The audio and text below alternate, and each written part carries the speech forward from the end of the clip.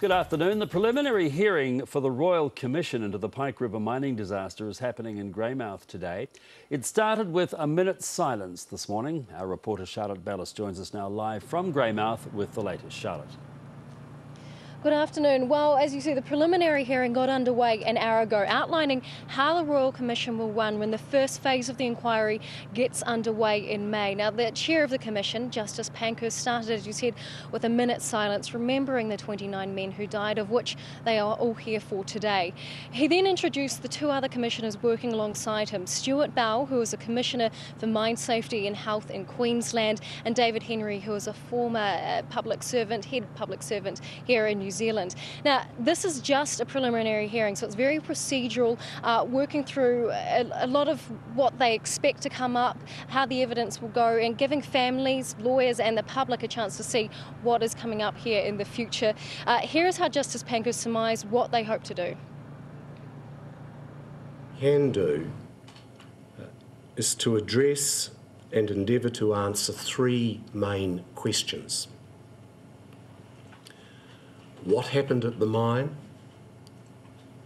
Why did it happen? And what can be done to prevent it happening again? Now, Pankhurst also wanted to remind everybody that this is not a court case. They're not putting anyone on trial here. They're not trying to take sides. They just want to conduct a fair, open and thorough inquiry and work as quickly as possible. Now, he did say that they do have the powers to compel people or documents to court, but they really don't want to use those powers, but said if it comes down to it, they will have to. They outlined also a timeline for how the evidence will be presented. It's going to be presented in 4 phases.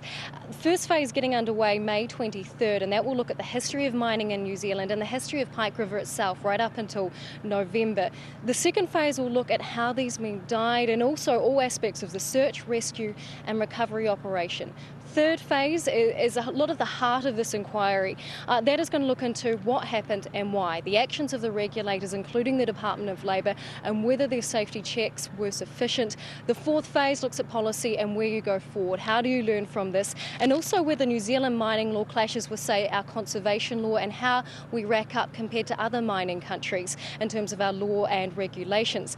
Now, the Commissioner said in the last month they have actually been taken up to Pike River and had a good look around. They said that they wanted to get more of an appreciation and understanding for what it's like to work in an underground mine, and so they can understand a lot of the evidence that will be presented that little bit better.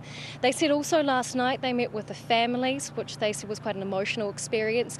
They wanted the families to be able to put a face to their names, and they also wanted to pass on their respects to the family.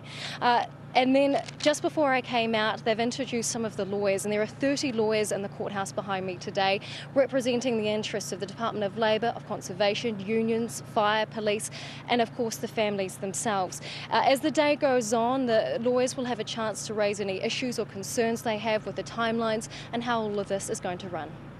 Thank you. That's Charlotte Bellis reporting live from Greymouth.